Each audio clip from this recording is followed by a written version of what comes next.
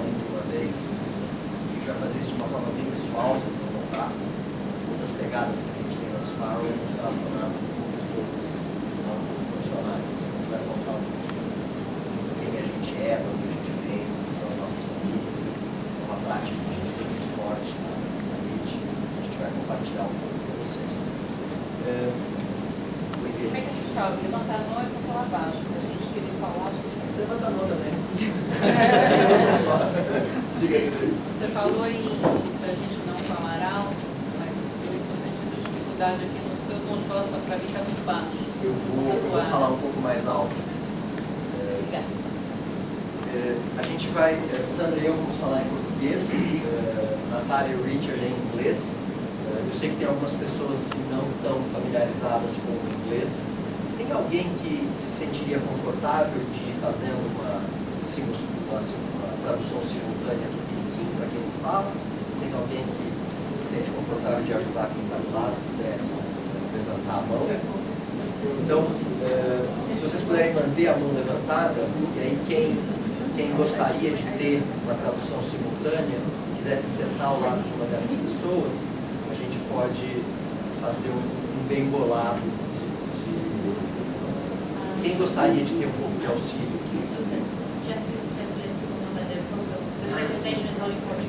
Nós traduzimos a apresentação toda nesse livreto que está aqui do lado de vocês. Será um para cada um, dá para pôr uma nota para você. A minha jornada com colaboração começa em 2001. Em 2001 estava vivendo um processo de transformação na minha carreira, formado como jornalista, vinha trabalhando em tecnologia e economia há 10 anos. E nesse período eu comecei a conseguir trabalhar com as coisas que eram significativas para mim. Eu estava conseguindo publicar matérias em grandes publicações, falando de sustentabilidade, de uso da água, de reciclagem de lixo. Estava um momento muito especial. Eu fui convidado para ajudar o Richard Sandra a entrevistar os funcionários da SEM, que é um exemplo pioneiro no Brasil de organização colaborativa. E foi uma experiência tremenda para mim, uma grande mudança. Assim. 20 anos antes da Brené Brown, eles viviam vulnerabilidade no espaço de trabalho diariamente. Eu saía de cada entrevista com lágrimas nos olhos, percebendo os seres humanos se relacionando de uma forma que eu nunca tinha visto. Uma mudança dentro da minha percepção gigante. Assim. Eu cresci em Taubaté, no interior de São Paulo, na montanha, o Rio Abrupto, o Rio é o Rio Paraíba, e eu cresci numa família de comerciantes de carros usados. Então, tudo na minha família é transacional. Essa coisa de encontrar os seres humanos como eles são era uma coisa muito nova para mim. E aquilo foi um banho de alegria, assim, uma coisa de muito encontro. E muito pouco tempo depois eu tive um grande susto. Logo depois de saber que a minha namorada estava grávida, eu tive um diagnóstico errado de câncer e eu achei que eu tinha 2 anos de vida. A minha vida virou de ponta cabeça. Eu e minha mulher compramos um bar, velejar uma família nessa expectativa de pouco tempo. E eu acabei não morrendo. O médico estava errado. Ela deu azar. Nós navegamos até a Nova Zelândia. Nesse caminho a gente viveu alguns anos em Paraty, fundamos uma escola comunitária. Os aprendizados que eu tive lá na SEM, o Pelos, que era o grande mentor das relações humanas na SEM, com a gente hoje, caminhou comigo por muitos anos. Quando eu cheguei na Nova Zelândia, a minha expectativa era passar lá 6 meses, escapando da temporada de furacões, mas a minha tripulação levantou um motim e me puseram na prancha, com uma espada atrás, e eu não, mas... E ali a gente parou de viver uma vida nova, de nossa vida em terra, as pessoas. De princípio eu fiquei de pijama, até que eu me adaptei à ideia de viver em terra. Quando eu juntei os meus pedacinhos e remontei a minha identidade, ficou claro que eu não queria mais trabalhar numa redação de jornal, que eu não queria trabalhar no escritório. Eu queria trabalhar como as pessoas que eu tinha visto trabalhavam na SEM, 15 anos atrás. Bom, o meu movimento foi de ter uma ideia mirabolante, que eu achava que podia ser ter um estado financeiro grande. Comecei a chamar diversos amigos, muito inspirado pelo Luciano Ramalho, que aqui. O Luciano me falava muito de trabalhar no fluxo, né? Essa habilidade da gente estar apaixonado por estar fazendo, não precisar pensar, de formar um coletivo, uma guilda, né? Onde, antes de nós deixarmos de ser aprendizes, nós somos peregrinos, né? Só depois de uma peregrinação é que a gente vira um mestre, né? Um participante da guilda. E eu comecei a ligar para as pessoas e montar esse coletivo, estava super empolgado. 2 meses a gente tinha 15 pessoas se reunindo semanalmente. Passaram 3 meses, nós éramos 10. Passaram 3 meses, nós éramos 5. E aí, 1 ano e meio depois, eu cheguei à conclusão que formar grupos de colaboração é a coisa mais difícil do mundo, né? E a gente estava completamente fora do caminho, né? Porque a gente tinha se proposto inicialmente. Mas nessa jornada de aprendizado, de uma jornada, eu conheci a Enspiral, que era esse grupo que estava há 7 anos, né, colaborando, fazendo coisas juntos. Eu digo que a Enspiral é a sempre sem o Ricardo sempre, né? É uma sempre distribuída de pares em pares, esparramada no planeta inteiro. E eu acabei por me removendo desse grupo que eu mesmo tinha criado e me juntei a eles e comecei a trabalhar. E hoje é uma grande honra trazer eles aqui para compartilhar a experiência que a gente está vivendo lá na Nova Zelândia com vocês e aprender das experiências que vocês estão tendo com a colaboração. Bom, alguns de vocês aqui, Sérgio, Cris, enfim, aqui, alguns marcas, estiveram no ano passado, faz exatamente 1 ano que nós trouxemos o Jorge, que é o fundador da Enspiral aqui no Brasil, e trouxemos a Silvia, que foi uma das pessoas também mais ativas ali na rede. Fizemos 12 eventos em novembro do ano passado e foi muito bacana ter percebido quanto existe desse movimento de rede no Brasil, quanto existe de colaboração no Brasil. E para mim também foi muito bacana ver que eu acho que é um tipo muito diferente. Eu vejo aqui no Brasil, muito naturalmente, as redes, o Brasil já nasceu em rede, né? Por isso o brasileiro é o número 1 em redes sociais do mundo desde há 5 anos. Porque o brasileiro é muito social. Mas a característica que a gente viu na Enspiral era um pouco diferente, porque é uma rede que nasceu de programadores, é uma rede que tinha uma diversidade muito grande de perfis, então a gente tem contadores, advogados, criativos, consultores, então é uma rede que tem uma característica um pouco diferente do que a gente vê aqui. O que acabou acontecendo é que essa rede acabou criando muitos processos e tecnologias de colaboração, que eu acho que é um pouco diferente da característica que eu vejo nas redes aqui. E só para dar um pouquinho de contexto para vocês, o Rich depois vai falar um pouquinho sobre a Enspiral, sobre o Loomio, mas para mim foi muito bacana quando eu vi a história do Jorge, porque ele veio, na verdade, ele fez um programador que foi fazer o caminho de Santiago de Compostela e voltou muito mexido. E aí ele falou, bom, eu quero trabalhar com coisas que tenham mais significado para mim. E ele, engenheiro de mãe, ele fez as contas, ele falou, se tudo der certo na minha vida, eu vou ter 80 mil horas de trabalho. Eu falava, nossa, eu jamais faria essa conta. Falou, como é que é o melhor uso que eu faço dessas 80 mil horas que eu tenho? E ele começou pensando, bom, eu vou deixar 1 dia por semana para trabalhar nos projetos que eu acho que são significativos. E ele continuava trabalhando para tudo que é empresa de tecnologia e 1 dia por semana trabalhava no que ele queria. E os trabalhos começaram a aumentar, em vez de ele ocupar aquele dia e o fim de semana, ele resolveu chamar mais pessoas. Falou, se quiserem usar a minha empresa, começou a chamar freelancers para trabalhar juntos, e eles acharam interessante aquela ideia de ter 1 dia para trabalhar no que queria. Eles começaram a fazer a mesma coisa, eu também vou deixar 1 dia. E eventualmente eles começaram a trabalhar juntos nesse 1 dia, nos projetos que eram significativos, e acabaram nesse processo criando mais ou menos 10 empresas nos últimos 7 anos. E alguns vivem dessas empresas, outros continuam trabalhando em outros projetos, mas é uma rede que tem esse propósito muito grande de trabalhar em projetos que sejam significativos. Não importa o que para mim é significativo, pode ser diferente do que é para você, mas todo mundo que está lá tem esse propósito muito comum, né, de a gente realmente quer dedicar o nosso tempo para algo que faça a diferença. Então a gente, a partir de então, há 1 ano que a gente começou a trazer no Brasil, que a gente viu uma coisa muito diferente na Nova Zelândia, a gente gostaria muito de compartilhar isso no nosso país. E todas as vezes que eu venho mais ou menos a cada 3 meses para o Brasil. Eu tenho feito palestras, eu tenho feito vários workshops, e agora é a segunda também que a gente faz trazendo pessoas de lá. Para nós é uma honra ter o Rich e a Nath, porque também a Enspiral, não existe assim, todo mundo pensa, a Enspiral, o que é a Enspiral? A Enspiral não é uma empresa, ela é na verdade um coletivo de pessoas.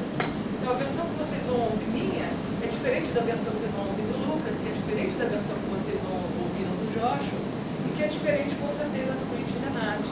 Eu acho que é muito bacana, porque vocês talvez tenham hoje 4 versões diferentes, e dá para começar a ter a noção dessa diversidade que é essa rede. Porque a rede não é uma Enspiral, não existe a Enspiral, existe a minha versão da Enspiral, e agora vocês vão ter 4 versões diferentes hoje. Então, para a gente é um prazer muito grande. Eu queria só fechar dizendo do porquê que eu pessoalmente acho muito relevante, e estou fazendo meio que me sinto meio a serviço dessa mensagem hoje. E todas as vezes que eu venho para o Brasil, eu gasto muito tempo dividindo essa mensagem. Porque eu acho que a gente vive um momento muito singular hoje, especialmente no trabalho, especialmente por tudo que está acontecendo. Eu vejo 2 forças muito grandes acontecendo. De um lado, pessoas querendo cada vez mais significado no que fazem. Hoje em dia, muito poucas pessoas vão trabalhar apenas por uma questão financeira. Hoje em dia, todo mundo quer algo além, quer que tem um sentido no que eu faço. Isso não é só uma coisa da geração milênio, é uma coisa hoje que eu acho que de todo mundo. Um sentido é uma coisa importante. E do outro lado, a gente tem uma evolução tecnológica muito significativa. Eu vejo tecnologia, sou pioneira da internet, então para mim eu não tenho nenhum problema com tecnologia, mas a gente percebe algo acontecendo muito forte. Todo mundo falando de robôs, todo mundo falando de inteligência artificial, a gente sabe que isso já é. É uma questão apenas se é daqui a 10 anos, daqui a 15 anos, não importa. Vai realmente ter uma evolução exponencial a ponto de muito do que a gente conhece hoje de realidade de trabalho está mudando. E para mim, pessoalmente, eu percebo que, assim, uma pergunta que eu me faço, o que é relevante no mundo onde computadores sabem mais do que pessoas? O que de fato é relevante nesse mundo?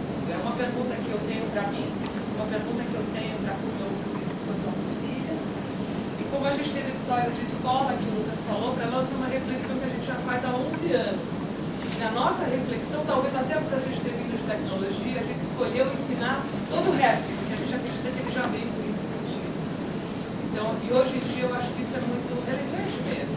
Eu acho que no trabalho isso é muito relevante, porque a maneira como a gente desenha o trabalho hoje, baseado em conteúdo, em performance, é para um tipo de trabalho que cada vez vai existir menos no mundo.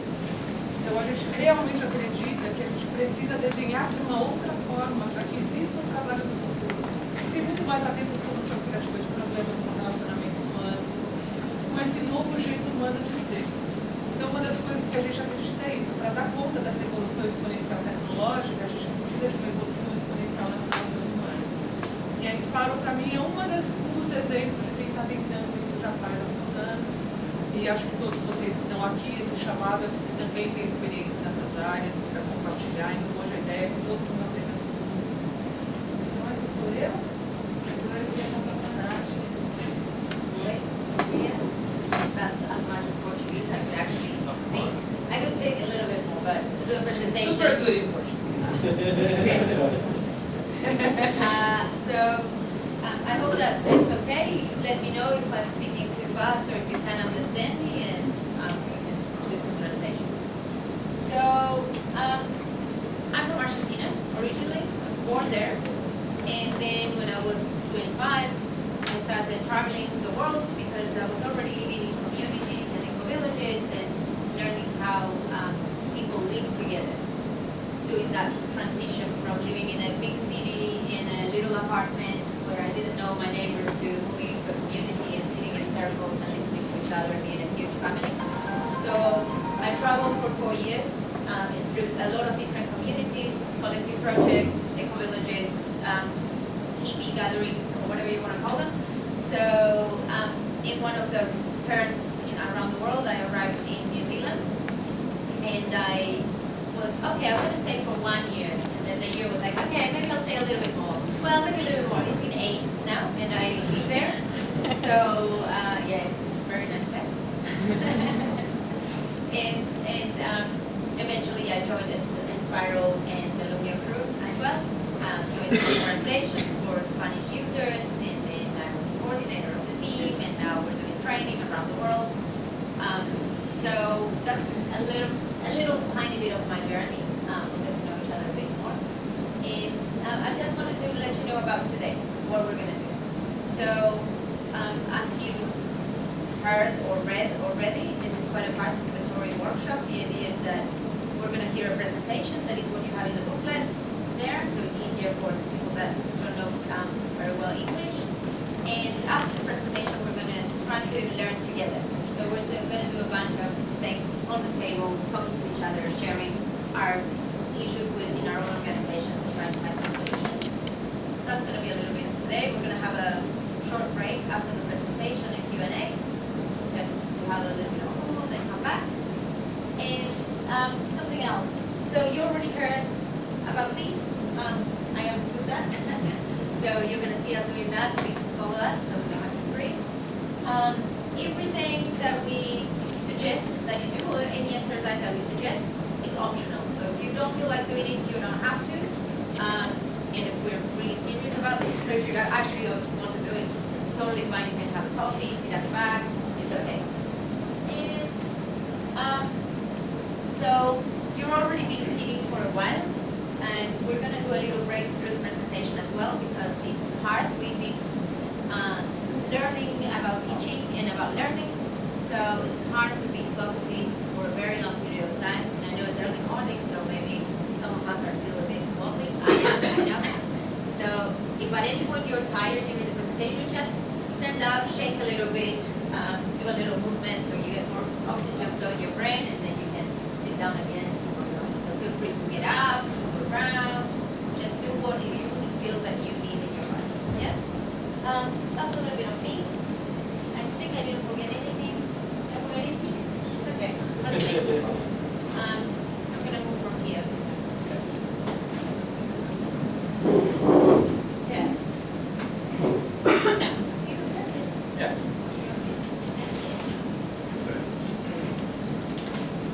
Hello, bom dia. That is actually all of my Portuguese. Nothing to speak really well. You can go like this if I'm speaking too quickly. And yeah, read along. That's all, yeah. Or like that if he's just speaking too low. Turn the volume up. So, yeah, my name's Richard. I come from down there, Zealand. And I've been doing this decentralized, participatory, bottom-up organizing for nearly 7 years. And I don't think it helps very much to have a man at the front of the room telling you how to do it. I think it's mostly about practicing and learning together and understanding your own local challenge and coming up with your own local solution to match it. So part of me is very uncomfortable with the idea of giving a speech and telling you this is how you know, it doesn't really work that way. I want to provoke some ideas, share some things we've picked up along this journey, and I don't know anything about Brazil. I know these two, they're nice students, but I don't really know what it's like to work here. So this is all just a guess and an invitation and a provocation. It's not supposed to be the right answer. Just quickly, this journey, this is Natalia and I this year. Korea, North and South America, and around Europe. And on this journey, we're meeting any kind of group that talks about self-organizing, democratic organizing, consensus, horizontal, teal, agile. You know, there's different words. There's startups, there's cooperatives, collectives, big companies that are trying to get into this innovative way of working. There's lots of different groups of people. And they all have different ways of identifying themselves and different ways of talking about the challenges of working this way. And my intention on this mission is to identify what they all have in common. Because whether you're an anarchist in Barcelona or a corporate consultant in New York City, you're still a human. And most of the challenges of this stuff is about humans interacting with each other. Thank you, Lucas. How's that? My big grown-up voice. So yeah, I'm trying to identify a set of common language that we can use to describe what what it's like to work with humans. So this is a first sketch. We've already heard a little about Enspiral. I could go on for hours about Enspiral because it's very complex. Probably the most important thing to understand is it's a network of groups. It's a network of companies, of co-ops, teams, projects. And one of my jobs is to move between all these different groups and pollinate. So take, you guys are really good at this thing, and you're really good at that thing, can we switch? So exchanging skills across. So a lot of my thinking about how organizing is difficult and how we can be better comes from supporting these many different groups. The other thing that's important to understand about Enspiral is that we publish everything. So you'll find in the handbook all these links. But for your homework later, we've got the Enspiral handbook, which has all of our agreements. How do we run an organization with 250 people with no boss? That's all documented in our formal language in the handbook. And if you're more interested in storytelling, then the blog has dozens of stories from dozens of people sharing what it's like to live inside of this weird future. Loomio is one of the co-ops within Enspiral. I'm one of the co-founders of Loomio. There's a lot of us. It emerged from, so Natalia and I met in 2011 during the Occupy Wall Street movement. So Occupy, the activists in New York City that were trying to get rid of capitalism, they got all the way down to New Zealand. And for me, that was my first experience of literally sitting in a circle with people. And the idea was that one person would speak, and then everyone would listen. And then when they finished speaking, the next person would speak. Okay? I hadn't done that before. And together we were making decisions, like how are we going to run our little village? Because we had a village emerge in the civic square in the middle of the city. And we stayed there for a couple of months, and we had 100 and something people eating and sleeping and training each other and entertaining each other and giving hospitality. All of this activity of a tiny village was governed through long consensus meetings. And those consensus meetings were super inspirational for me because I'd never really listened to other people before and had to engage with, like, this person has a different perspective from me, and it's not necessarily just because they're wrong. You know, it could be that they just know they have a different experience, and I've got something to learn from listening to them. So that was very inspirational to learn about this whole listening thing and this whole shared understanding and collective decision thing. And it was also very frustrating. Some of these meetings literally were 6 or 7 hours, and we didn't achieve anything, you know, just this endless discussion with no conclusion. So after our camp disintegrated, my friends and I were left with a very compelling challenge of, okay, there was something really amazing there, but it didn't quite work. So what can we remove from that and share and make it more sustainable, more accessible, and so on. So that was the intention behind Loomio. Was really we were thinking about activists spending so much time in meetings when they should be, fixing the energy system or getting rid of the corrupt government, but they had to spend all their time in these long meetings. So we thought, let's make a tool that makes activism a bit more efficient. And then immediately, as soon as we had this prototype, we got interest from people all over the world in all sorts of different domains. So city governments, a lot of startups, a lot of community organizations, just all sorts of different groups that are trying to work with less hierarchy, more inclusion, more collaboration. So we realized that we're not an activist project, we're an everyone project, anyone who wants to work inclusively. And we, in addition to building the software, which is available, you can get online and use it right away, we also are building a co-op. So there's 10 people now in our software co-op, and of course we have no boss. We're learning how to run a software company where everyone has equal voice. And that process is documented at Loomio.coop. So that's, if you're wondering, how does a company with no hierarchy actually set the budget? And what do you do when you have a conflict? And how do you handle employee disputes and so on? It's all documented because we're doing it for real. Eu queria só comentar, porque assim, para a gente foi muito diferente uma startup que não é baseada no modelo do Vale do Silício, uma startup startup de tecnologia baseado totalmente numa cooperativa. Então, depois, se alguém quiser saber mais, tem aí no livro de vocês na última página. Mas em relação não ao como funciona o nome, mas como funciona uma startup de tecnologia que tem um outro modelo, eu acho que vale a pena dar uma checada.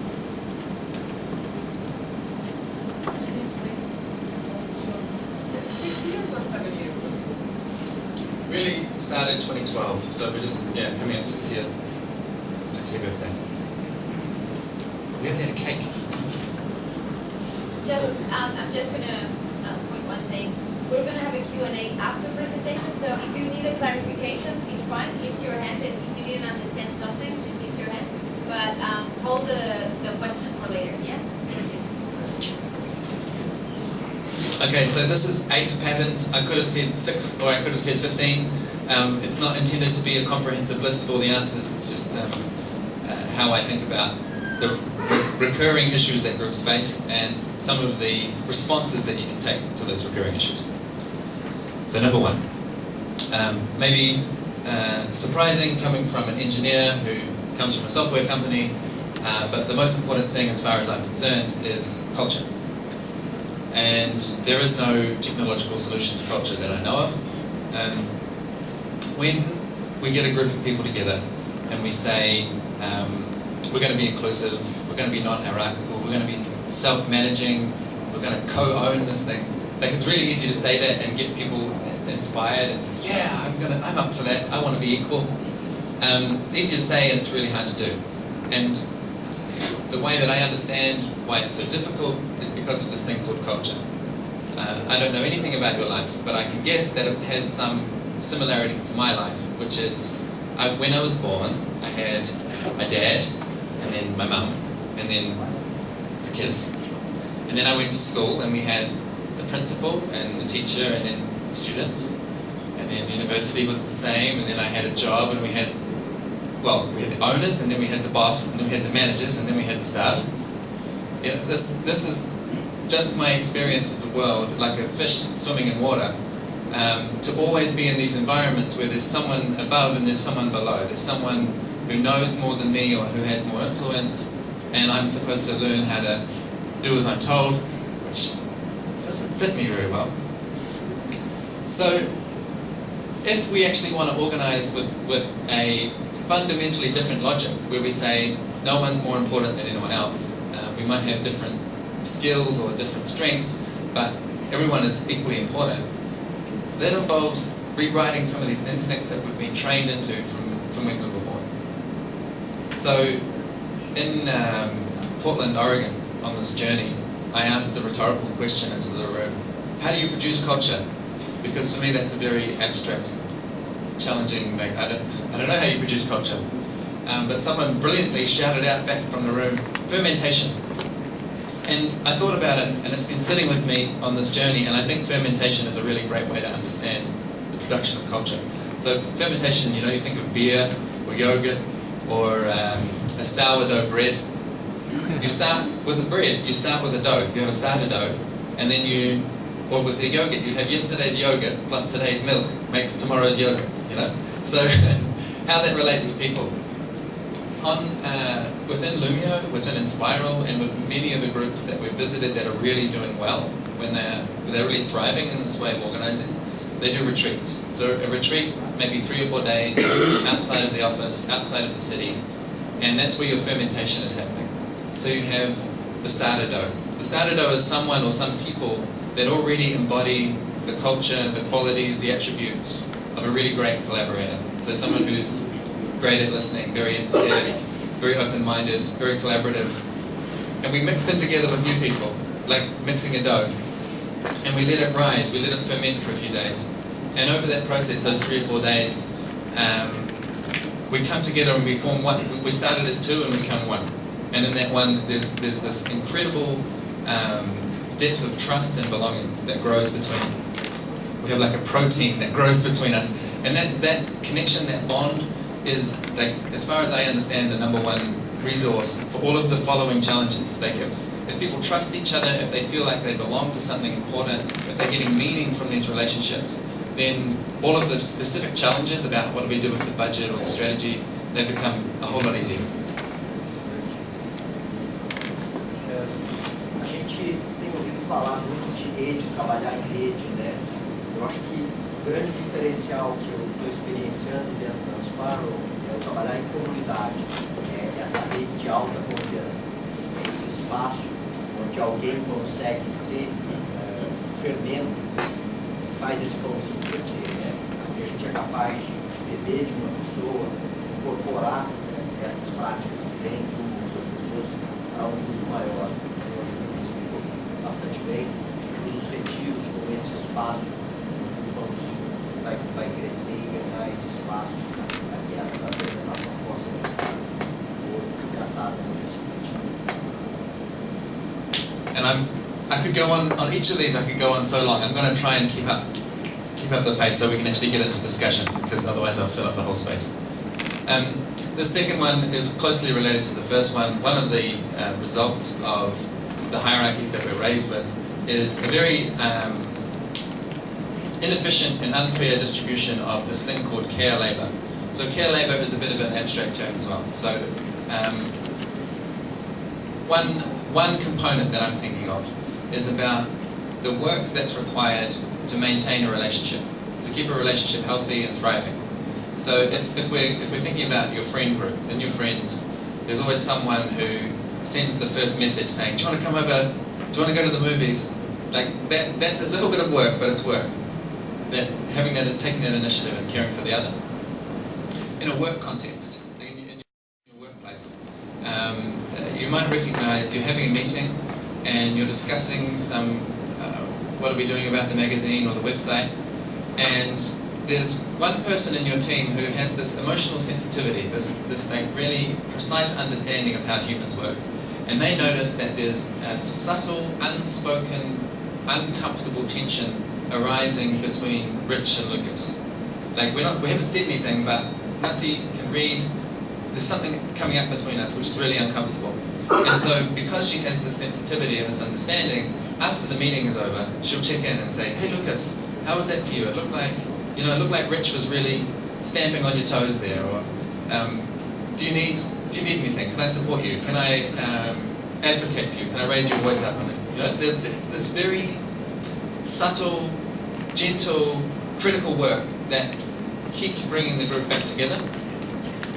This work, as far as I understand, I think of it like a gravity that holds a group. This understanding of the other and a consideration of their needs and taking the initiative to keep bringing them back in and making sure they're okay. Now, in most of the groups that we visit, there's usually one or two people doing all of that work. And in some contexts, it'll just be the founder, so whoever started the project for the company, they know everyone, they've got the relationships, and they understand, that little twitch of the eyebrow, that means Lucas is stressed. I know that one.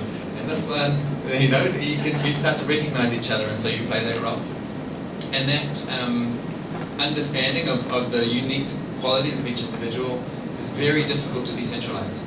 So if you haven't decentralised that, then the founder is always going to be this bottleneck that you can't get rid of. So within Loomio, we were really lucky when we started to have some really extremely experienced people and really intelligent and knew about this issue. I certainly didn't know about it. And so from very early on, we've designed systems to notice this work that's happening and to share it in a way that feels fair to us. So we have a system we call stewardship, which is a fancy word for a buddy. And everyone has a buddy. And the idea is that it goes in one direction. So Lucas might be a steward for Sandra, and Sandra a steward for Nati, and Nati a steward for me, and me for Lucas. So every month, Nati will check in with me and say, "Rich, how's it going? How can I support you this month?" And together we figure out what the answer is. There's no pre-existing formula of what support looks like, what care looks like. In some of these relationships, I've been doing a lot of them now over the last 6 years. Some of them you have someone who's really has this kind of professionalism, and what they want in there is accountability. So, Nati, I really want to learn a new programming language, and can you just remind me, you check in with me next month to see how my progress is going, because I want to, I need a buddy to remind me about my professional goals. And then there's other kinds of people who need something a little bit more emotional, a little bit more gentle and fuzzy than that. So, Lucas, I just need a place that I can go every month and have a beer and just download all of my frustrations and bad feelings and know that that's going to be it, like they're not going to go anywhere. And every relationship is different, you know. It's like we just figure out together what we're up for. But the result of having these opportunities to practice caring for each other and to develop a unique kind of intimacy, you know, like with your steward, you have a relationship that is quite different from your project manager or your designer. It's like often you might talk about your feelings. It creates this incredible resource for when you get to a difficult situation, when you have a conflict. Your steward is someone that really knows you and is going to be able to support you really well. So our conflicts are a lot easier to deal with because we have this whole network of supportive relationships. And there's a lot to say about this one, but one last thing. Over time, having done this now within Loomio for 6 years, you see some people are really good at support and some people haven't learned so much about it yet. And the result is that, say Nancy's really good at listening, and I come to her and I tell her all my thoughts and feelings, and I notice that she listens really well. And over time I get the hang of it, like I start to learn from her, this is what listening is like. So then when I'm supporting Lucas, I'm a bit better at listening. And over time, it's like the emotional intelligence of the group just keeps slowly going up and up and up. So we get into this like easy kind of harmony, and it's like a kind of weird superpower going on. Number 3, I think I'll go quickly on this one. Norms and boundaries. Norms are how we do things around here. Boundaries are how we don't do things around here. And it's really common for these, both the norms and the boundaries, to be implicit, to be unspoken, to be unwritten. So in English we talk about common sense. And common sense is like, everyone should know that. You know, everyone should know that right now I'm standing up and you're sitting down and I'm talking and you're listening. Like, we don't need to have a sign on the wall that says, quiet please, Rich is talking. We kind of figured that out. That's common sense. The problem with common sense is that everyone has a different version. And when you actually ask and you get someone to write down what is their common sense, you realize there's actually quite a lot of difference. People have different experiences, different upbringings, different values, and it's a very ripe garden for conflict to emerge out of these different understandings of different expectations. So by one of the preconditions, like before you can decentralize and distribute the power, these norms, how we do things, and these boundaries, how we don't do things, they have to be made explicit, they have to be written down, they have to be agreed. There has to be an opportunity for people to say, okay, my common sense is I've got no tolerance for any kind of sexist or racist humour. Like, it's not funny, there's no such thing as a racist joke, it's just racism. I don't want it in my space. And we can have a discussion about that and come to an agreement. Yeah, we all agree, no racism, great. And we can just have that written and agreed. And then anyone that joins us knows, in this environment, this is the kind of stuff we don't do. This is the kind of stuff we do. And if you want to play that game, then these are the rules, come on in. And if you don't, good luck to you, have a good life out there, but this is how it is. And by having that written down explicitly and posted and having a way that people can engage and change the norms, if they don't fit us, we can change them. It anticipates the conflict and makes it much more efficient. Because when it's explicit, you can just say, oh look, this behaviour is in contradiction with what we've agreed. So you can immediately start addressing it. But if it's not written down anywhere, if it just exists in the common sense, in this hopeful shared understanding, then you have to spend so long just to even get some agreement that there's a problem before you can even start dealing with it. Another huge one. Power. Power is one of those words that's like enormous. So I'm thinking about influence, status, rank, social capital. Like, you're in a meeting and we're suggesting ideas for what to do next, and two people make a suggestion at the same time, and which one do we listen to? So there's this kind of, I think of it like a terrain, like a mountain of influence, that some people have more than others. And all the groups that we're visiting on this journey, they're all trying to flatten that terrain and to say, look, we're trying to have some equality here. And it's a beautiful destination to aim for, but I've never met a group yet that's achieved it, where everyone is actually equal, where everyone carries the same influence, has the same voice, has the same number of friends, the same level of popularity. I haven't met that group yet. And we've found that when a group can just admit that, when they can just name, like we're aiming for equality but we haven't reached it yet, it's like a new level of, it's like a maturity stage that you can unlock. We don't have to pretend anymore that we're all equal. We're aiming to be all equal, but we haven't got there yet. Then we can start to have a conversation about the inequality and the imbalance. Because to my way of understanding, some of the imbalance is totally fine. Like my colleague Rob, he's a fantastic software developer, and I'm a terrible developer. I'm really bad at programming. So when it comes to a programming decision, Rob has a lot more influence than me. You know, and it's totally appropriate and fine and healthy. If I was making all the programming decisions, that would be a terrible system. You know, we've got some appropriate imbalance there. But there are many other kinds of imbalances that obviously are not healthy. You can have these, you know, the old boys club. You know, if you looked at the Loomio board of directors and you saw 6 upper-class white men, that's an imbalance that probably didn't come because they were the best people for the job. It's probably something to do with the society that we live in. So there are these different kinds of imbalances, and those are hard conversations to have. But when we can actually honestly discuss, like, who has influence here, and how do you get influence, and can we share it around? Can, you know, so I'm one of the founders of Loomio, but I don't call myself I'm the Loomio founder. I say I'm a Loomio co-founder, and there's 6 of us. And I'm a Loomio spokesperson, but I'm not the only spokesperson. We have, well, pretty much anyone.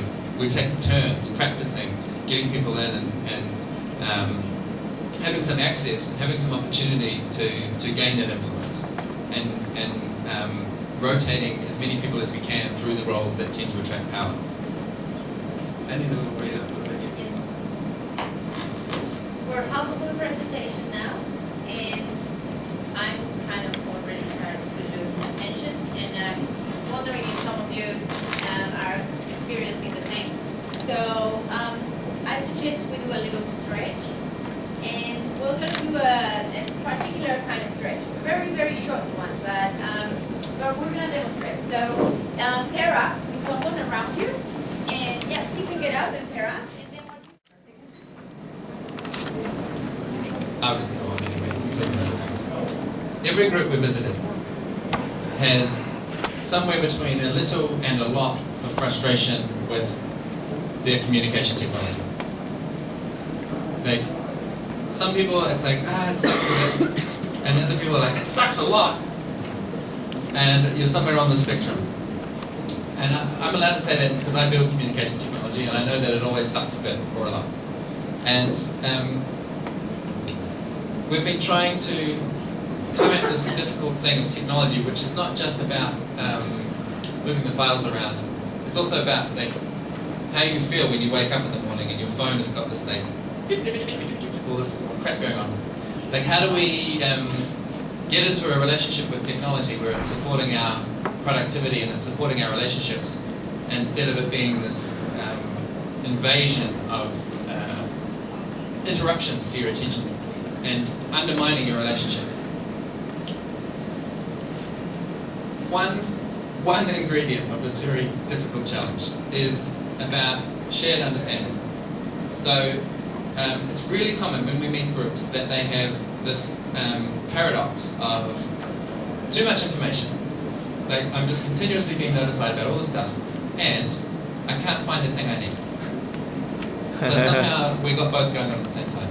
So this idea of the Trinity is a starting point. It's not necessarily going to be your ending point. And it comes from online communities. So digital communities have been doing this for 30 years. And it's one way to slice up your digital communication life so that it's a little bit more organized. So the point, like I say, is not that you necessarily do this, but that you have an agreement, that you're all playing from the same rule book, that you're singing from the same song sheet, that you have some kind of agreement that this is the tool for this job, and that's the tool for that job, and we don't mix them up.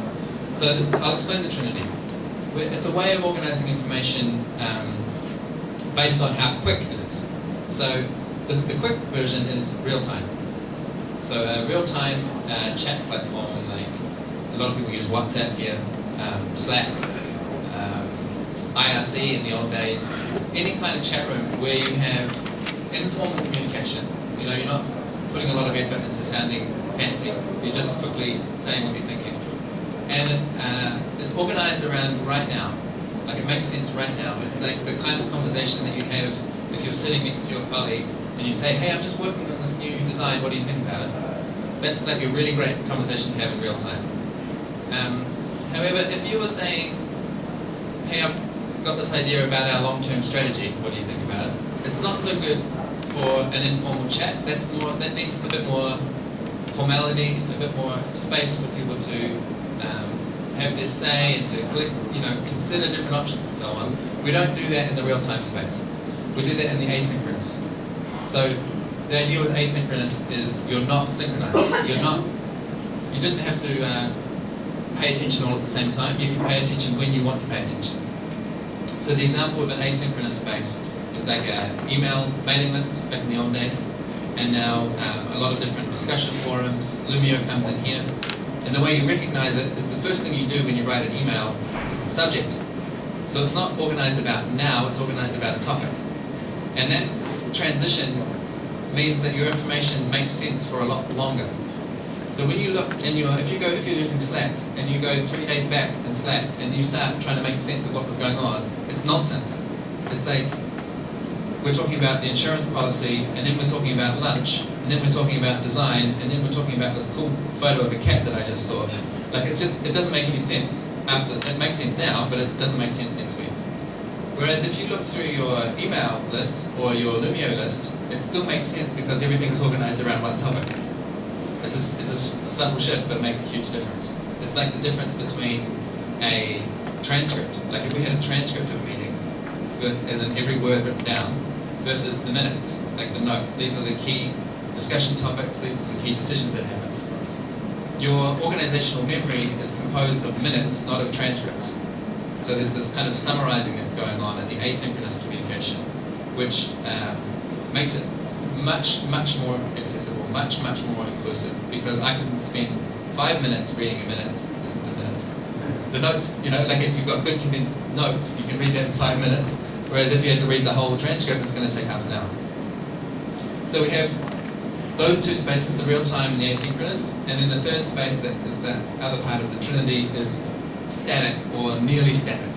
So this is documents, this is a wiki, frequently asked questions, a handbook, like a booklet, and this is where your those norms and those boundaries that you made explicit earlier, that's where they live. There's a handbook that you give the new person. You say, this is everything you need to know when you start. We have different spaces, and people understand now when they join our team, I use Slack for this kind of communication, Loomio for that kind of communication, and Google Docs for that one, and that settles people a lot. There's a recipe here for how to introduce new technology. I'm going to skip it for now because it makes sense, it's just written down and we can talk about it if we want to, but just to say, most of the time, the majority of the time, when you introduce a new communication tool, you make the communication worse. This is just like, probably 70-80%, like it usually makes it worse. So having some kind of recipe for doing it well is like a critical component of any new tech introduction. And it's in the handbook that you have, so you can read it there as well. Eu só queria fazer um comentário, porque assim, eu acho que essa para mim foi uma das maiores diferenças que eu vi na Enspiral em relação às redes aqui, clientes aqui também. Quantos de vocês tomam decisão por e-mail? Ou nunca tomam decisão por e-mail, né? Tentam tomar decisão por e-mail, e aí vira pro WhatsApp, e aí vai para tudo que é canal, e essa é o tipo de decisão que nunca tomaram. As decisões que são tomadas pessoalmente, a gente já tem muita técnica de facilitação, de fazer, e a gente percebe muita melhora em reuniões pessoalmente. Mas quando a gente vai para canais que não são pessoalmente, isso na Enspiral, vocês imaginam, a gente tem 250 pessoas em vários lugares do mundo, em vários fusos horários. Como que você toma a decisão com pessoas que não podem estar na mesma reunião, que estão espalhadas, que têm tempos diferentes? Então a gente percebe, eu percebo muito isso em vários clientes aqui, o quanto a decisão que não é pessoalmente todo mundo junto, ela acaba não sendo tomada, ou ela acaba ocupando muitos outros espaços. Então, assim, ter o espaço certo para cada um e entender, poxa, eu já aprendi como tomar decisão pessoalmente, talvez agora eu precise jogar luz a como eu tomo as minhas decisões quando elas são assíncronas, quando elas não são todas ao mesmo tempo. Só queria chamar a atenção, porque eu acho que esse é um assunto pouco discutido aqui, e eu acho que traz muita ineficiência em grupos que são reuniões longuíssimas, ou então quando entre as reuniões você não consegue tomar decisões entre as reuniões.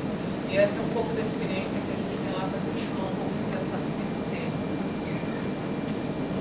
I heard some keywords. I think you said some of this, so I'll go quick again. This is where Loomio comes in. This is the rationale for why we built Loomio in the first place. When you say we're going to be co-owning, we're going to be self-managing, we're going to be inclusive, we're going to be collective, that's like a secret code which, when I hear that, what I actually hear is we're going to spend a long time in meetings. Like, we're always going to be having meetings, we're always going to be talking to each other. And I like meetings, but they're not very productive. So the idea with Loomio is that we can do some of this inclusion without having to do it in a meeting all the time. So I mentioned in the previous slide about asynchronous communication. Meetings are synchronous. Like, we had to synchronize our calendar for you to all be here at the same time. And it's, it's an effort. It takes an effort to get people coordinated.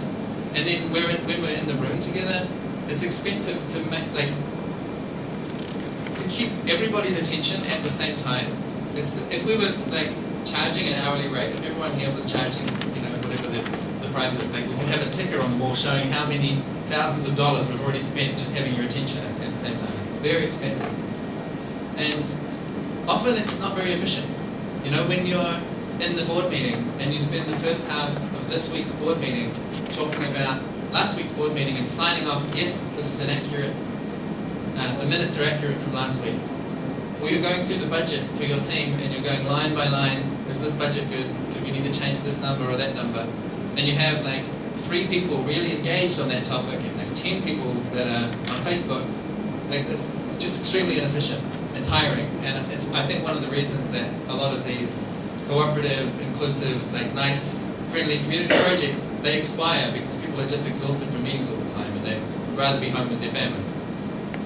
So with Loomio, you can start to, and this doesn't happen overnight, but you can start to develop a culture where you can make decisions together without being there at the same time. And you don't have to participate in everything. You don't have to wait through this long, boring discussion about the engineering stuff so that you can finally get to the topic you're interested in. You can just participate in the stuff that's relevant to you in your own time when you're ready. So the intention is to break the trade-off that we always find between speed and participation. The intention is not to replace meetings. It's within our, so obviously Loomio, the co-op, uses Loomio, the software, and we've developed a delicate choreography between the online and the offline, between our meetings and between our software. So we've got a board meeting coming in 2 weeks, and I got a notification this morning that says, hey board people, we've got a meeting in 2 weeks, what kind of discussions do we need to have? So I can go, I need to quickly just send in, these are my agenda topics. And then sometime next week I'll get another notification that says, okay, board directors, tick this box once you've read all of the documents. Right? So we know that people arrive prepared. When we actually get in the room together, we hit the ground running. Right? Everyone's on the same page, we've got an agenda that we already agree with, we've all read the data. Then we have a discussion in the time that we've got together.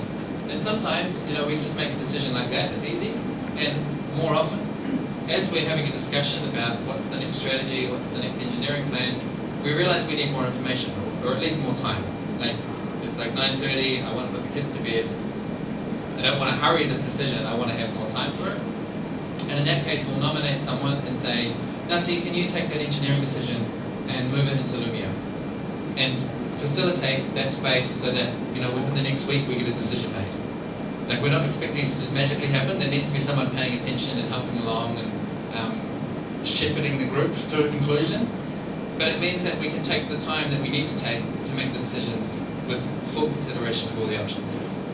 So we move back and forth gradually. Yeah?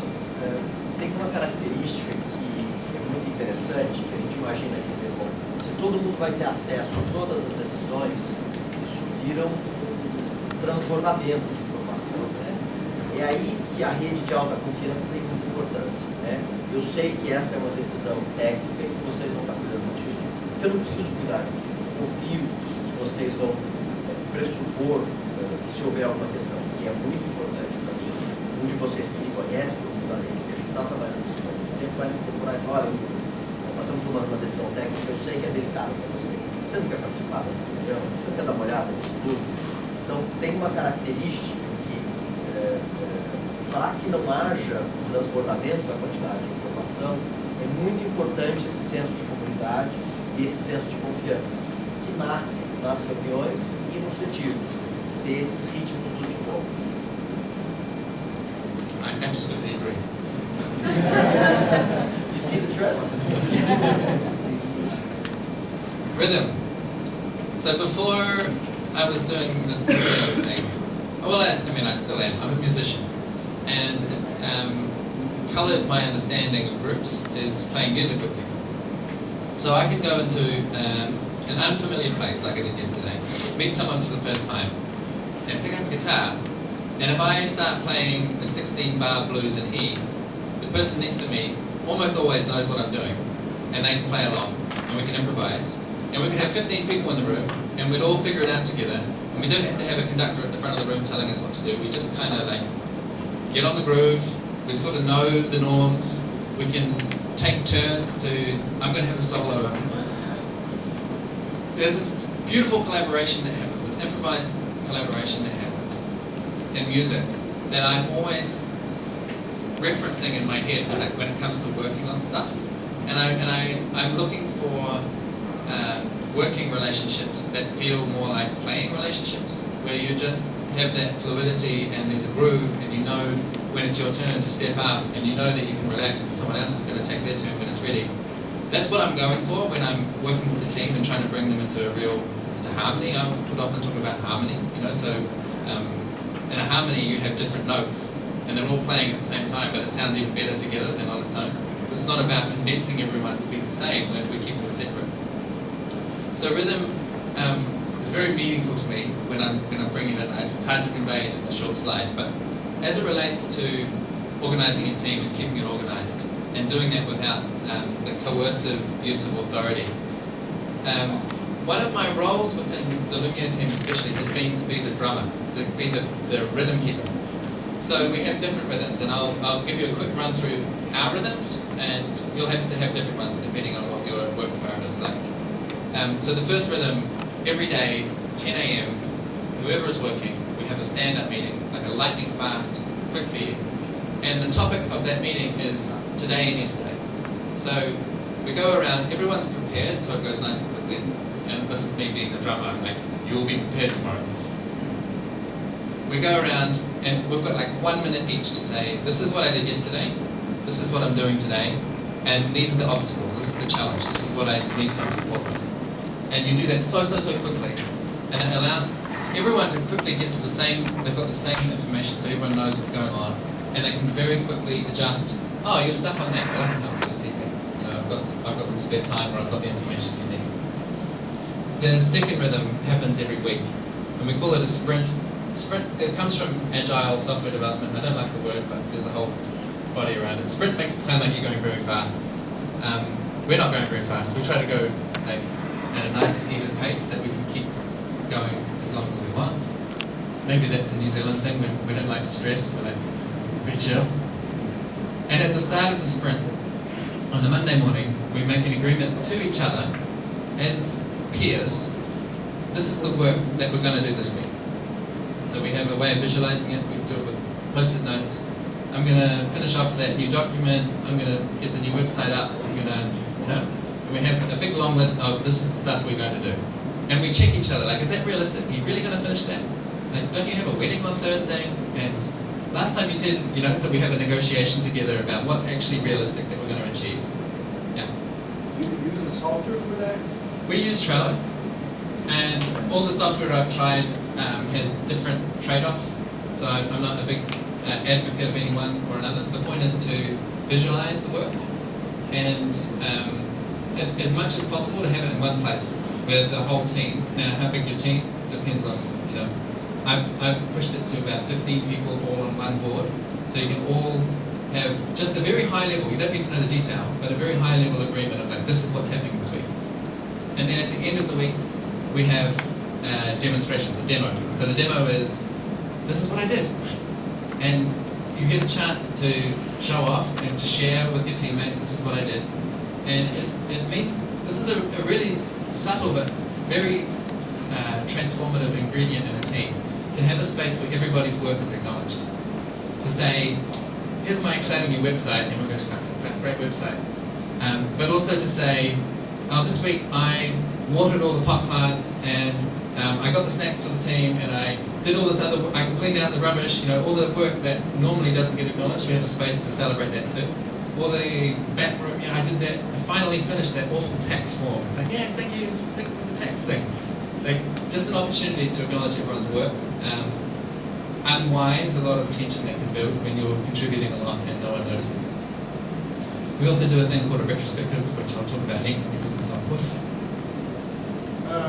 So, these stand-up meetings that you practice every day, is it supposed to be only presential, or you can do this online too, by Skype?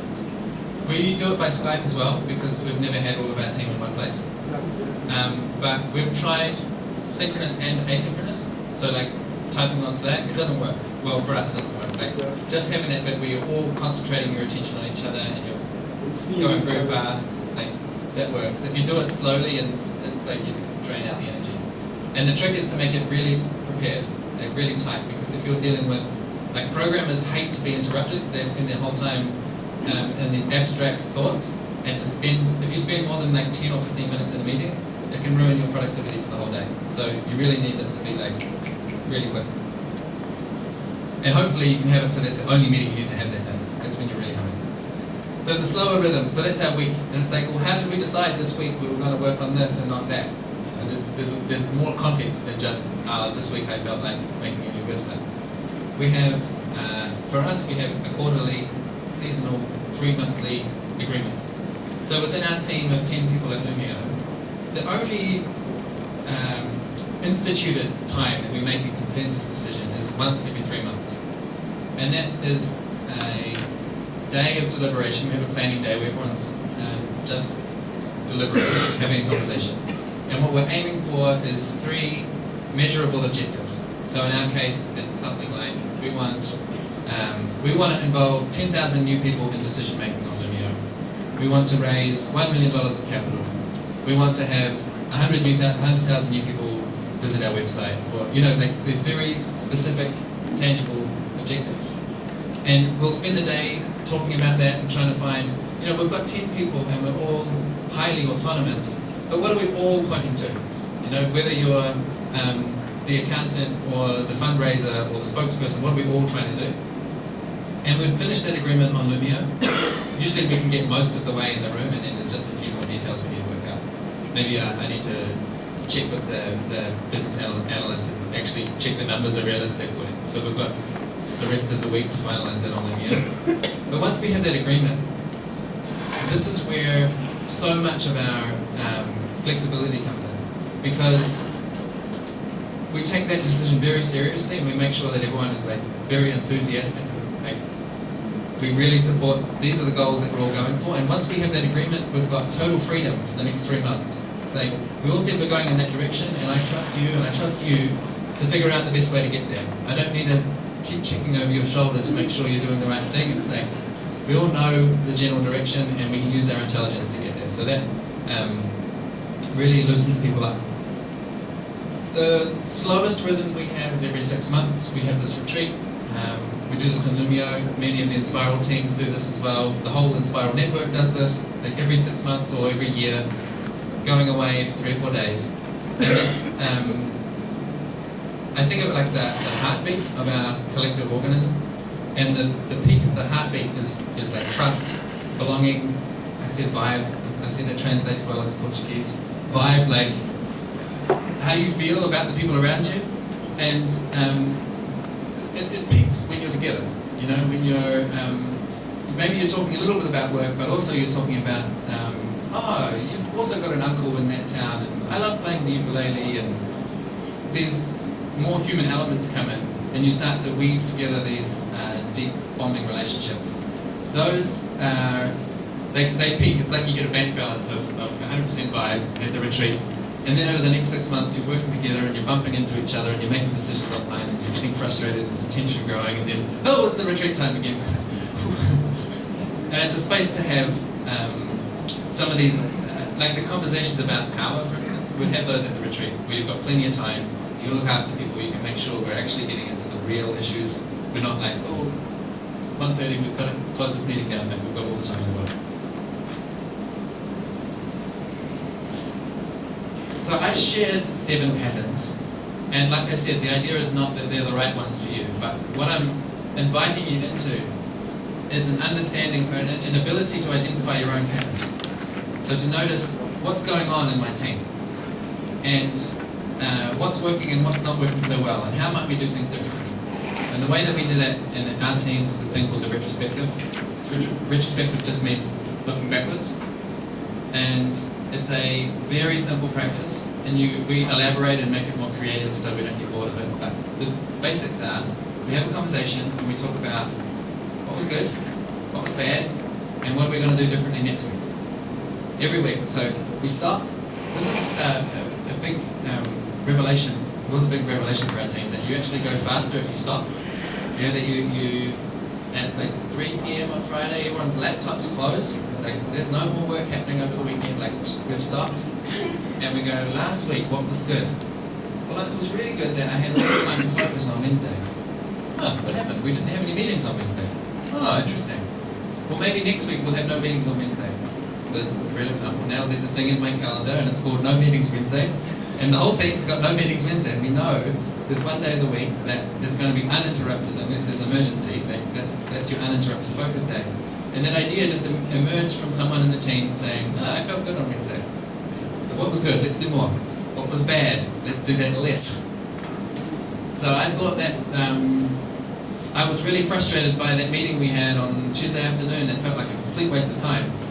I didn't want to say anything at the time, but now that I think back on it, that was like a real low point in my week. It's like, what are we doing? Like, what is this guy talking about? And so we can talk about that together and go, was that a bad time for you too? Yes, it was. Okay, well, maybe something we can change is we'll scrap that meeting, we'll do something differently next week. So every week, there's at least one, often 2 changes, where there's something about our structure that we're modifying. So that means there's a dedicated place for your frustration, your tension, your uncertainty, your discomfort, this irritating, which always happens when you're working with people. There's a space to take it and turn that frustration into a process improvement. So every week our team gets a little bit smarter, a little bit looser, a little bit more adapted to the context. So one of the many benefits of this, and the reason I put it last is because I hope this is the one that you remember and this is the one that you do if you're not already doing it. One of the many benefits is that you get your ability to try new things goes a lot higher, because you know that you're going to review it next week. So it's not like, hey, I suggest that we start using Loomio, and then you have this big freak out because people are like, but you're going to change everything, and what about my meetings? And it's like, we're going to try it for a week, or we're going to try it for a month. And we know there'll be a space where you can say it's not really working for me, and people will hear you, and they'll go, oh, I'm sorry it's not working, like, can I give you more support, or should we do something different? And this is why I say rhythm is so important. If we know that next week there's going to be another chance to review, and next week there'll be another one, if I can actually trust that I'm going to be heard when I say this isn't working, then people get much more comfortable and loose and go like, okay, I'll give it a try. Like, it doesn't make sense to me now, but I'll give it a try, and next week we'll check it out. me lembro quando eu comecei a observar essas coisas, eu falei, isso é muito simples, isso é óbvio, mas é que nem dançar, sabe?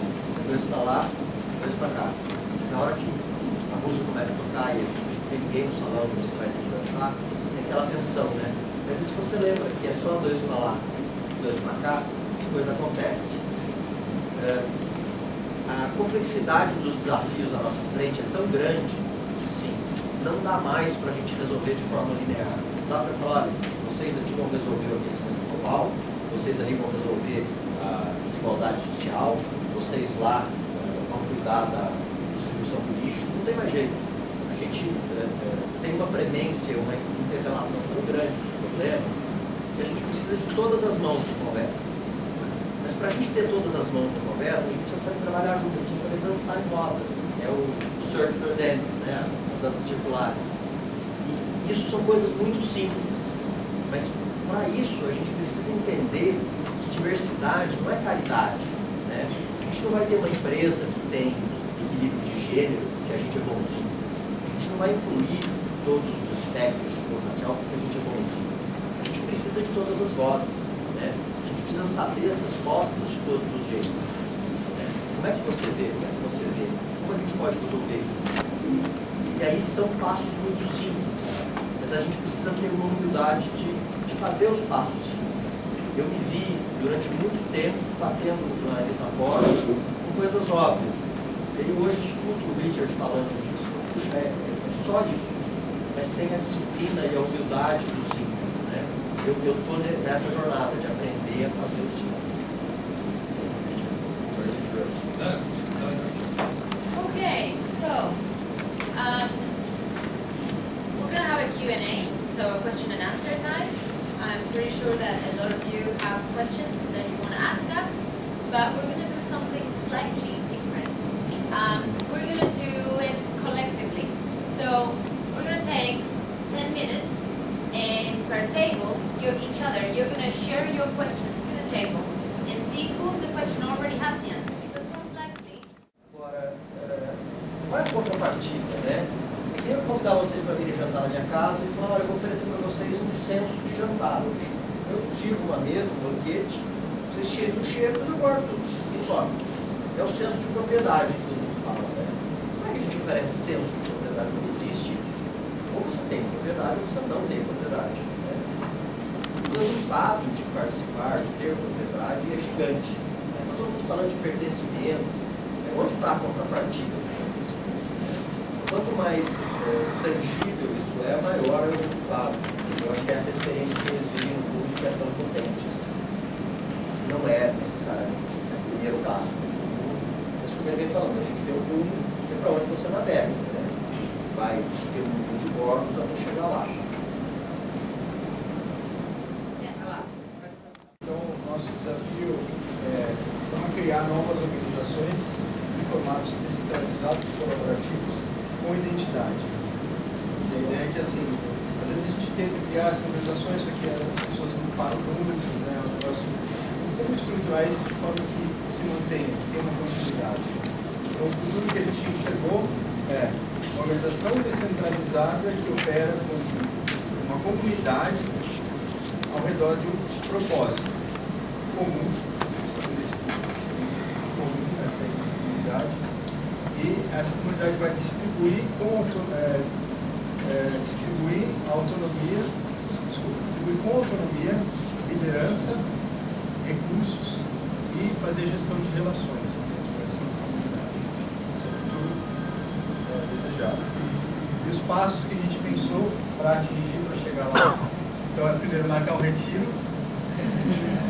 e aí definir colaborativamente esse propósito, a gente tem que começar.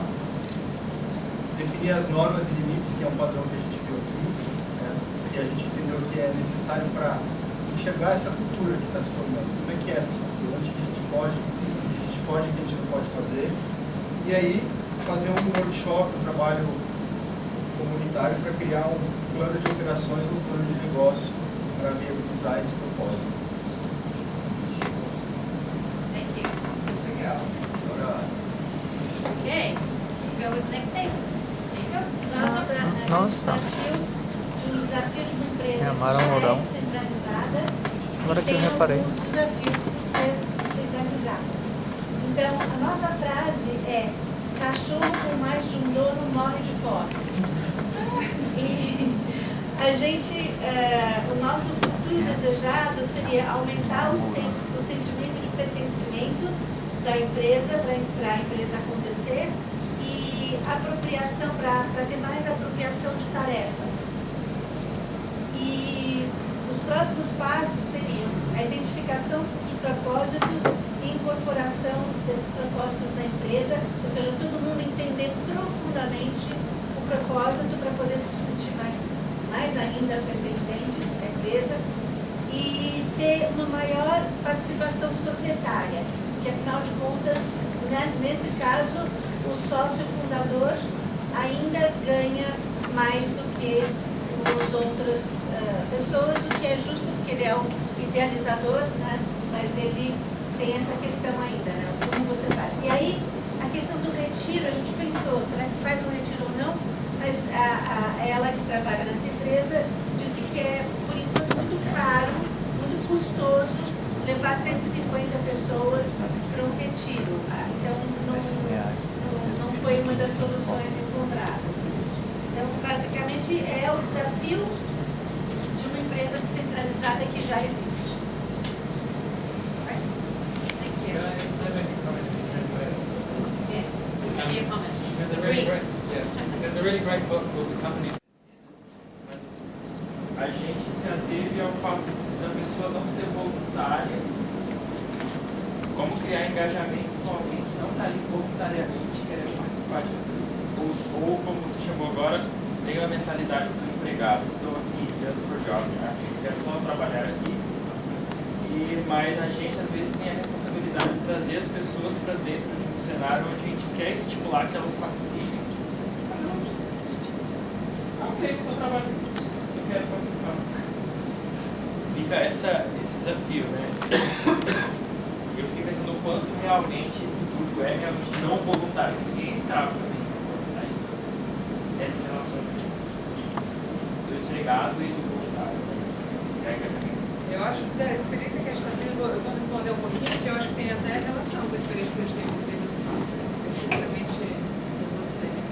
Eu acho que tudo começa muito por ter uma relação do porquê, uma conexão muito grande com o porquê do porquê, e está aberto a se a pessoa se questiona e fala assim, por que eu estou aqui, por que a minha empresa existe, isso faz sentido ou não para mim. Se você está genuinamente disposto a, se de repente não fizer sentido, a pessoa talvez vá embora, mas que uma conexão com o porquê, eu acho que não é muito diferente do que a gente tem feito. Esse é um trabalho que a gente está fazendo, mas da minha experiência, o porquê é o que traz essa conexão. É muito difícil você ter conexão se você não tem um porquê e a coragem de olhar para o porquê individual e o porquê coletivo e de repente, se não fizer sentido, melhor que vá e fiquem só as pessoas que de fato têm uma conexão com o porquê.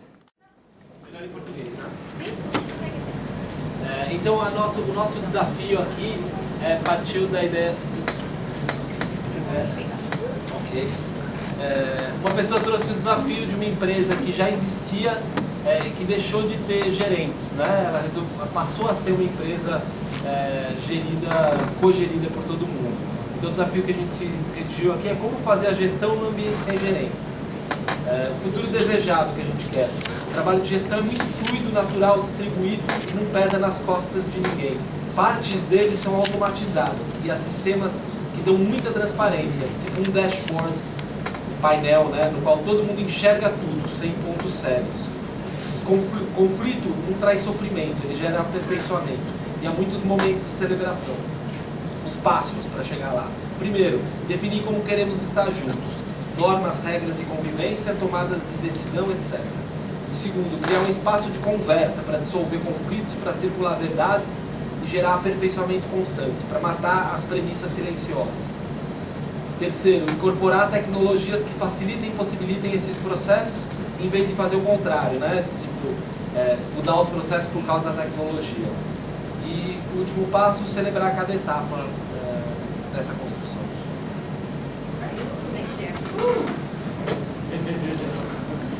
Okay. That demo? Tá. Share.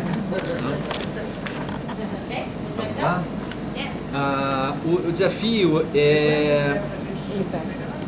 Perdão. Ela tem um espaço que é um ateliê maker para fazer oficinas, cursos de costura, trabalhos manuais. Esse espaço foi construído em sociedade e as sócias se desentenderam, então elas estão num momento muito crítico, assim, de dissolução mesmo, né? O desafio é vencer esse conflito. A visão é a construção de um espaço de convergência, algo que ela vivencia hoje. São oficinas onde as pessoas vão lá e trocam, e os instrutores colaboram para criar oficinas ricas, significativas, né? Então ela quer fazer isso, se não nesse, em algum outro espaço, criar esse ambiente. Os próximos passos, assim, são próximos passos, não são todos os passos, mas um é escutar a rede.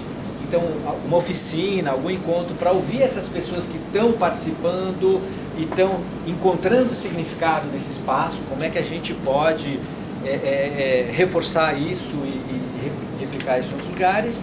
E eu vou tomar a liberdade aqui de acrescentar um outro, é encontrar uma solução construtiva com essa sócia, para poder fazer esse movimento. Alguma coisa? Esqueci? Thank you.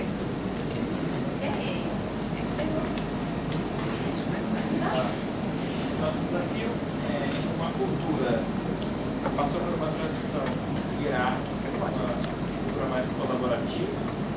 O problema identificado é que há pouco engajamento no dia a dia da execução. Não me sinto parte, não quero fazer isso todo dia, quero fazer só o meu trabalho. Então, o futuro desejado é uma cultura em que as pessoas entendem o propósito, têm um propósito claro e abraçam os desafios e responsabilidades naturalmente, sem ser necessários ao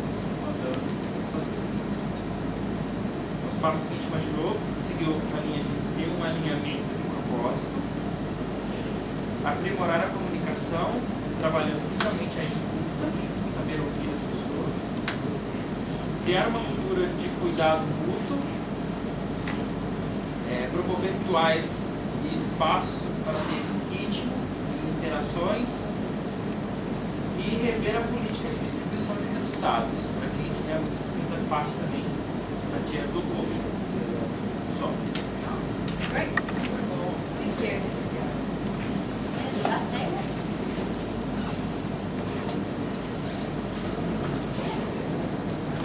O desafio que a nossa mesa escolheu foi como melhorar a qualidade da presença do indivíduo atuando no coletivo. O estado futuro desejado é de ter trocas, né? E eu mesmo seja uma pessoa, um indivíduo que estou 100% presente em cada situação de interação, quer seja comigo ou com o outro.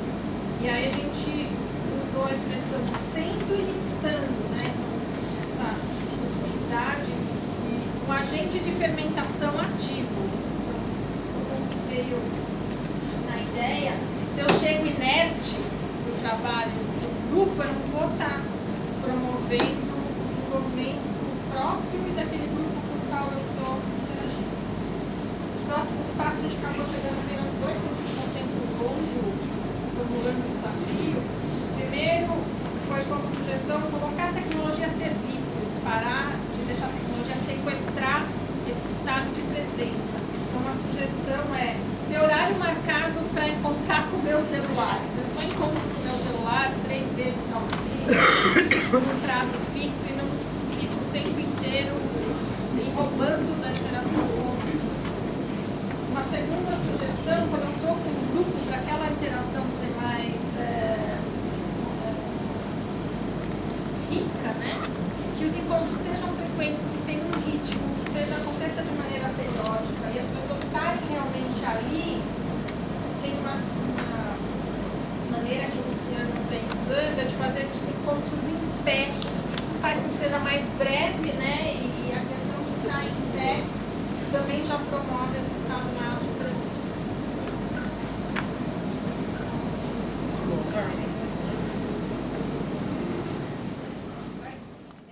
É um espaço que a gente loca, não é esse auditório aqui para alugar, qualquer pessoa que aluga, não. Toda a proposta de espaço, inclusive do co-working, desde a arte de co-working, gente seja 100% focado em incentivos de impacto. E o mesmo vale para os nossos eventos, vale para os nossos auditórios. Então, quando o Lucas veio falar com o Ricardo, a gente fez todo sentido nesse evento aqui. Assim, quem de vocês hoje que trabalha com uma agenda de impacto que eu digo não só impacto social, essa questão de saber se comunicar melhor entre nós mesmos, para isso já é um impacto de soft skills, competências humanas, cada vez mais isso precisa ser abordado em comunicação. Então, todos vocês que tiverem interesse melhor em conversar sobre projetos, impacto do evento, nós temos um espaço 100% focado nisso, o espaço que está nascendo agora, tem muita potência, né? Então, quanto mais pessoas boas a gente conseguir reunir para estar fazendo parte dele, melhor. Se à vontade, para pegar um contato, aqui nessa aí, vou deixar Mais dúvidas. Reconectado. Vou tocar. Bom.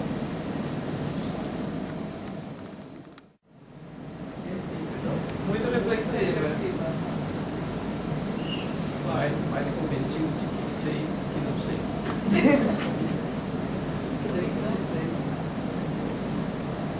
Inspirado e curioso.